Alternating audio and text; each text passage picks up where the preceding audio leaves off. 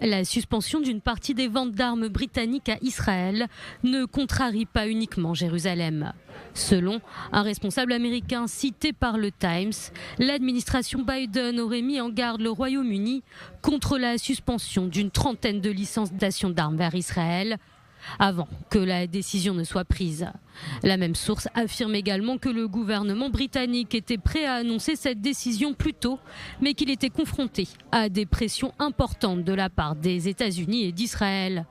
Washington craint que la suspension de la Grande-Bretagne ne pénalise les pourparlers en cours sur la libération des otages et un cessez-le-feu à Gaza.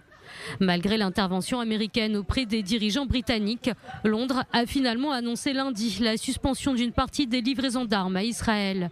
Depuis cette annonce, Washington affirme étudier la situation. Le Royaume-Uni est arrivé à cette conclusion. Nous examinons actuellement la situation.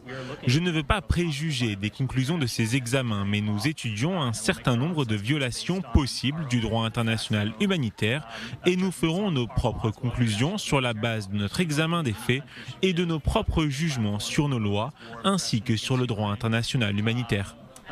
Parmi les armes britanniques qui ne seront plus livrées, des composants pour avions de combat, des hélicoptères et des drones, des équipements destinés à la guerre dans la bande de Gaza. Le ministre britannique des Affaires étrangères a néanmoins précisé qu'il n'y a aucun embargo sur les armes concernant Israël, ajoutant que Londres continuerait à clamer le droit d'Israël à se défendre conformément au droit international. Le Premier ministre israélien a affirmé qu'il s'agissait d'une décision honteuse qui n'est bonne que pour le Hamas.